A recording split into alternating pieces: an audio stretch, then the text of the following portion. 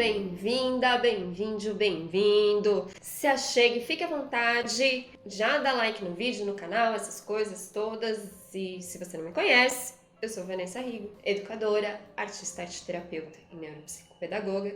Trabalho favorecendo projetos e qualidade de vida a partir da arte da aprendizagem. E hoje, tudo começa com criação, criatividade e ele, o terrível, temível, bloqueio criativo.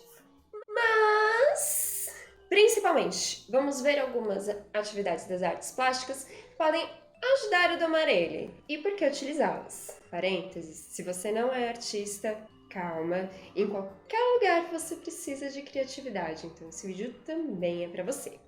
Fica comigo. Sem mais demoras, bora pra aula, que o tema de hoje é 5 experimentos plásticos que estimulam processos criativos e por que eles podem funcionar com você, ou pequeno manual prático teórico para criações, imagens e criatividade. Então, escreveu um título desse tamanho.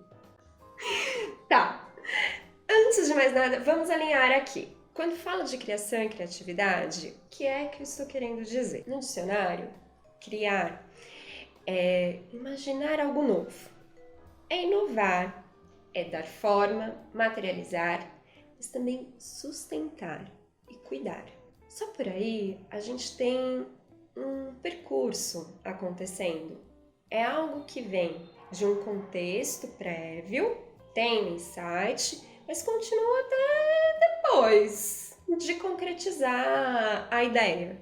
Então, por isso aqui para nós, estamos falando de criatividade dentro do percurso do processo criativo. Na inovação, isso equivale a dizer que, partindo de uma motivação ou de um problema, a gente pode encontrar, criar uma nova visão, uma ideia que responda a esse problema. Assim, é um mito dizer que existem pessoas ou uma única área que seja criativa, seja na vida ou seja no cérebro. A criação, ela acontece em qualquer área, tanto que se você procurar, você vai encontrar pesquisas, reportagens, teorias nos mais diferentes campos, na neurociências, nos negócios, engenharia, arte, educação, não importa que mundo paralelo, sempre vai ter alguém ali falando sobre ela. Temos ainda uma resposta fechada de como funciona a criatividade, mas, sinceramente, eu acho que o principal dessas teorias é que elas nos dizem que se você é humano, você é criativo, você tem esse potencial. Eu sei, muita gente diz: mas eu acho que não sou assim, acho que não é pra mim. Isso é muito comum. Isso é tão comum que também já foi estudado. Van Wyck elenca isso como um dos motivos do bloqueio criativo. E de fato, se você não acredita que é capaz, é muito mais difícil você conseguir realizar. Ainda que a hipótese do hemisfério criativo, que embasou o clássico da Beth Edward, venha sendo questionada e que hoje tenhamos outras definições relativas ao funcionamento do cérebro, o que ela nos lembra que é muito importante para nós aqui é que precisamos quebrar o fluxo de regras e condicionamentos para assim obtermos um resultado inesperado e motivação. Se você gosta do assunto e relacionou isso com dopamina, você acertou. Os últimos estudos indicam que realmente tem tudo a ver. Feigenstrauer aponta que criar e viver se interligam. Criar é realizar o potencial humano e é, portanto, uma necessidade. Por isso diz que somos homo formador, aqueles que dão forma. Estabelecemos relações e significados novos. Estabelecer relações é um termo interessante aqui. Os estudos da neurociência apontam exatamente que a criatividade acontece na integração de diferentes áreas e especializações do cérebro. Daí, outra dica: expandir o repertório e ver assuntos que normalmente você não veria vale muito a pena.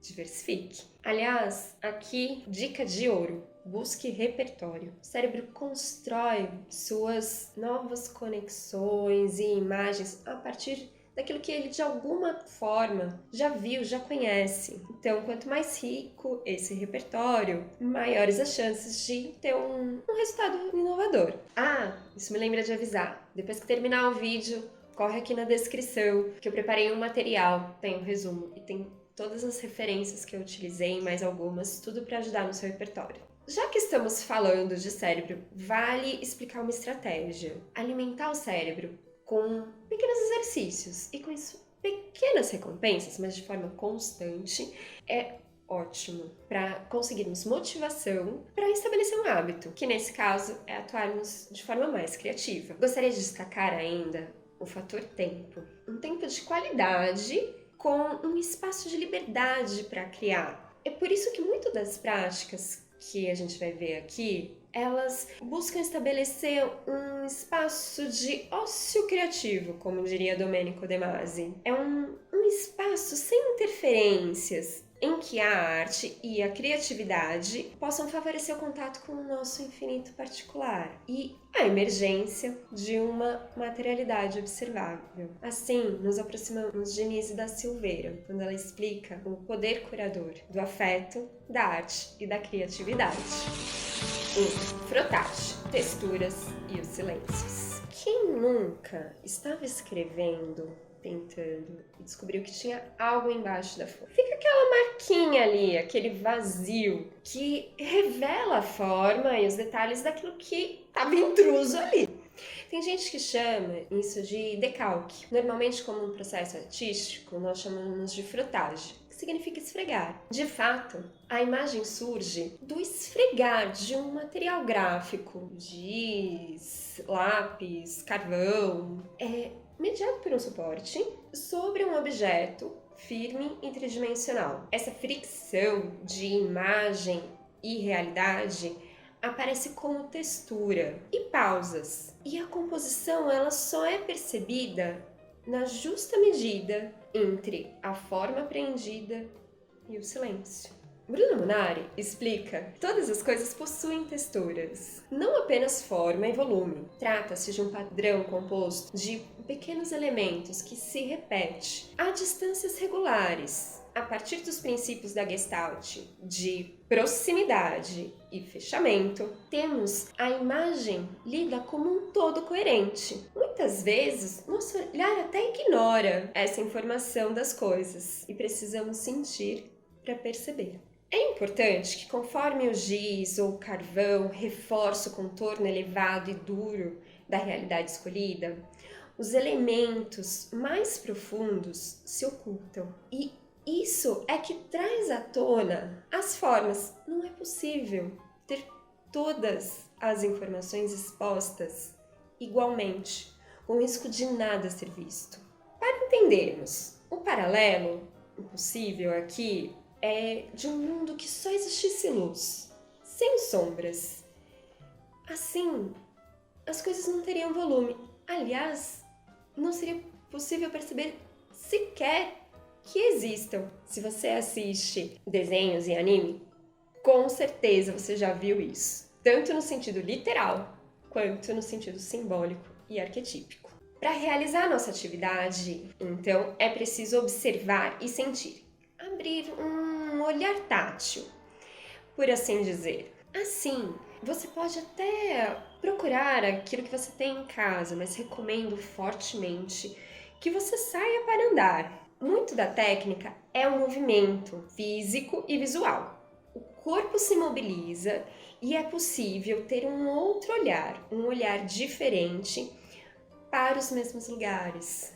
O movimento ajuda a regular a bioquímica do cérebro e é um elemento que favorece a criatividade, andar e explorar. Diversos estudos têm demonstrado que o contato com a natureza é importante para o desenvolvimento e para a melhora das funções executivas, ou seja, memória, concentração, flexibilidade, além de ser um importante redutor de estresse. Então, se possível, encontre a natureza. Ao se deparar com um objeto de interesse, é preciso parar, sentir, dispor o suporte e friccionar. sobre a superfície escolhida. Não há certo ou errado, certo? Há, sim, a relação e o movimento. Sentindo é que se faz a composição. O fato de partirmos de um objeto que já existe pronto e acabado ajuda porque pula aquela barreira do Mas eu vou ter que desenhar, mas eu não sei se eu consigo. a base do desenho está pronta. Ainda assim, não é como pegar um desenho só para pintar. Existe uma originalidade, uma autoria que é do olhar, do recorte e do processo. Esse processo. É preciso se soltar. É preciso de uma boa dose de liberdade do braço com força e velocidade. Perfeito para liberar energias estagnadas. Isso é real tanto na bioquímica ocidental quanto na medicina tradicional chinesa, então vale experimentar. Claro que, por outro lado, a perspectiva de que é preciso ter aquela justa medida da textura e do silêncio é um desafio a ser resolvido no próprio processo ou depois dele, como eu fiz aqui.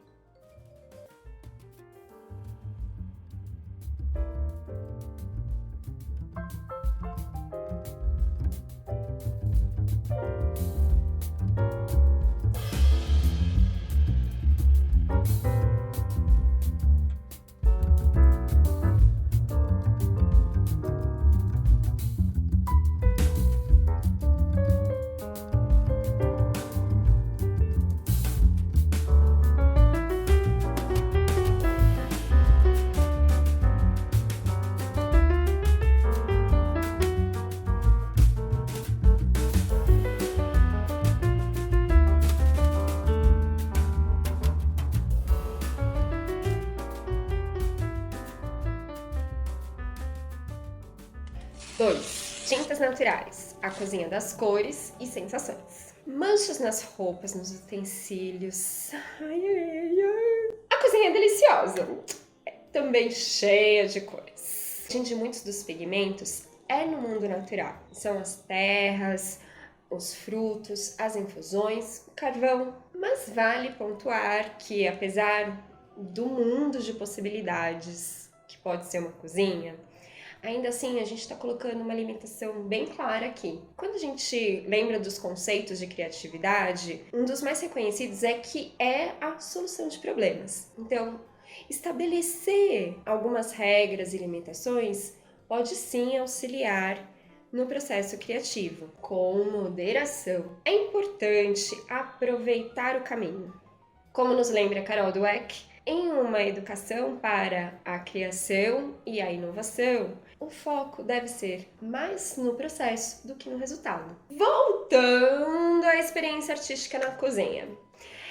Ela reúne diversos outros elementos: tato, o olfato, o afeto e a alimentação também, por que não? O uso inovador das coisas do dia a dia. É a experiência de um novo olhar, uma nova vivência sobre o cotidiano, além de ressignificar aquela baguncinha, né, que a gente falou. Aqui é interessante pensarmos que a palavra saber, ela tem como origem ter sabor, ter cheiro, além de conhecer e compreender. Partindo disso, o professor Cortella, em diversos momentos, traz a reflexão da importância do prazer para a construção de novos conhecimentos e pensamentos. Na neurociência, o olfato possui diferentes ligações no cérebro, inclusive regiões envolvidas no processo de atribuição dos sentimentos de afeto. A proposta é experimentar, expandir o olhar para os alimentos do dia a dia, subverter o fazer do alimento para essa brincadeira. Cru, cozido, congelado, só o pó, só água, inteiro. Deixar fluir, desenhar, pintar, abrir espaços com sal. Aqui brinquei com o acaso e com o movimento, e no processo veio se formando a ideia da figura. Da minha experiência, depois de secar, reforcei com caneta preta e tesoura. Finalizei com colagem E o resultado foi este aqui. 3. Manchas, nuvens na terra e no céu. Costumamos olhar o céu e ver imagens nas nuvens. Brincadeira de criança, mas isso tem nome: pareidolia.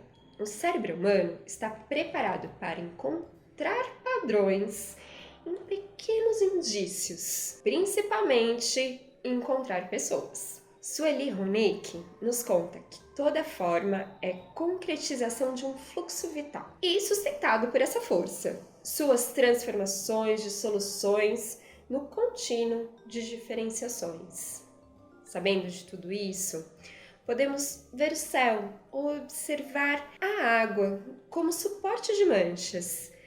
As manchas se movem e se recriam na fluidez típica dos pensamentos. Você pode filmar e observar esse fluxo criativo e até meditativo. Também podemos ter a experiência de olhar o mundo em uma busca ativa por esses padrões. Observar as manchas fixas em suas formas e no que elas nos contam de indícios, o que elas podem nos contar de histórias banais ou inusitadas. Nessa atividade, eu poderia utilizar até alguns resultados da experiência anterior, mas eu resolvi fazer diferente e olhar nas coisas ao redor que tivesse uma nuvenzinha para eu escutar. Na verdade, digamos que eu conversei um bocado.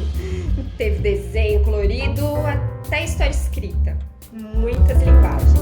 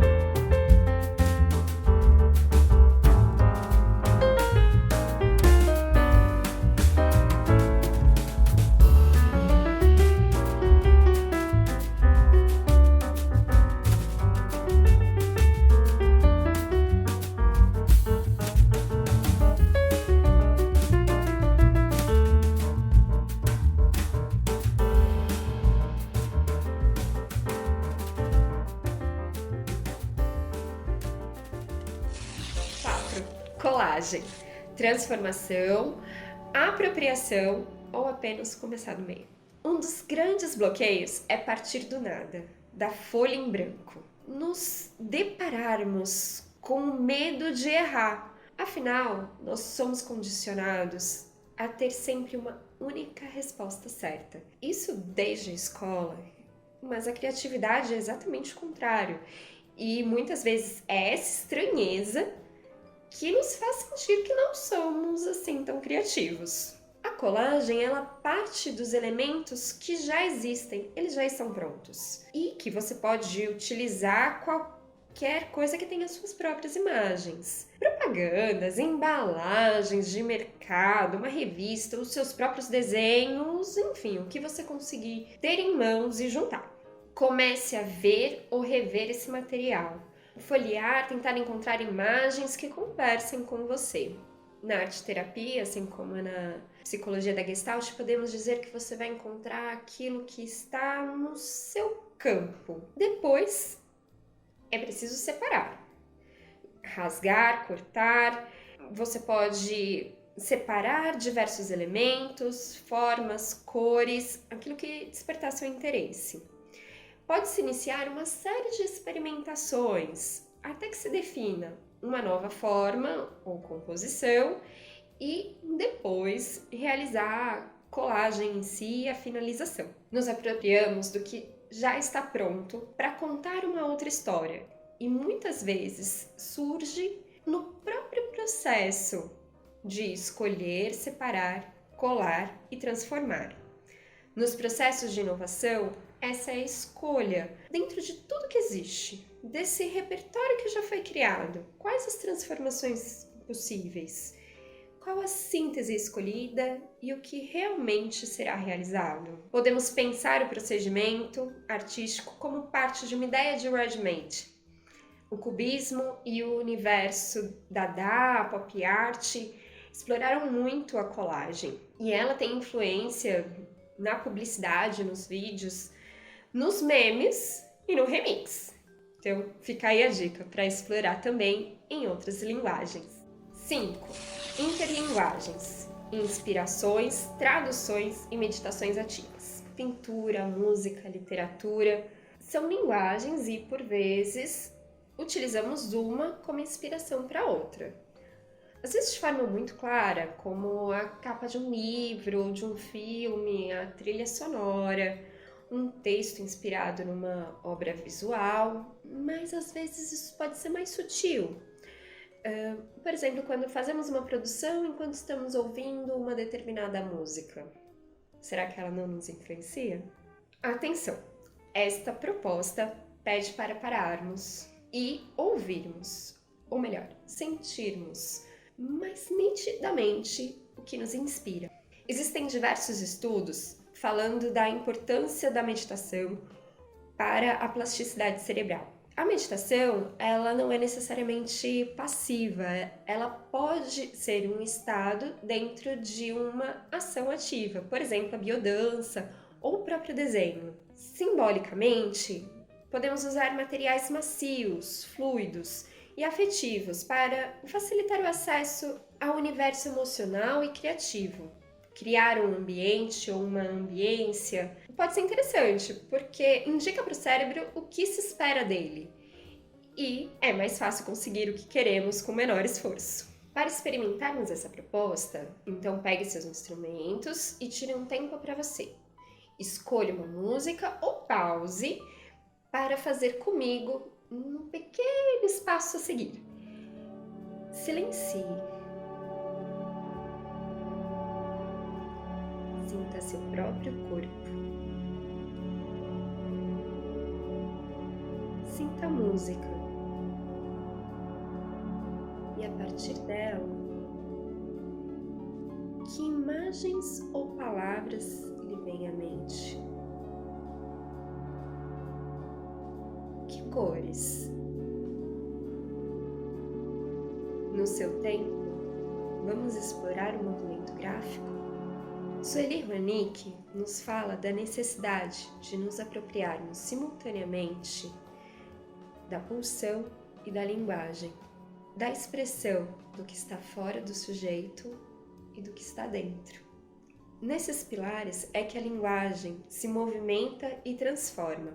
Este é um exemplo de um espaço de contato em que podemos acessar imagens interiores de nós sujeitos, com caminhos e formas livres. Várias propostas arteterapêuticas estão ligadas a um procedimento de criação livre. Estava na base da proposta terapêutica de Nise da Silveira. Elas são potentes também para investigar a si mesmo, mas aqui o nosso objetivo é apenas criar um espaço de liberdade e de brincadeira com o que surgir dela. Essa talvez seja a proposta em que mais claramente procurei favorecer o ócio criativo, um espaço para a iluminação, como se diz nos estágios de inovação, onde tudo que foi repertoriado pode emergir como uma nova configuração capaz de solucionar um problema criativo. E assim estamos finalizando este passeio pela criatividade e por 5 práticas de experimentação plástica. Gostou? Às vezes tudo que precisamos é de um empurrãozinho. Espero ter contribuído nesse movimento. Se você fizer alguma coisa, me marque nas redes, conta como foi que eu quero saber. Vamos continuar conversando. Então, um beijo, falou e até!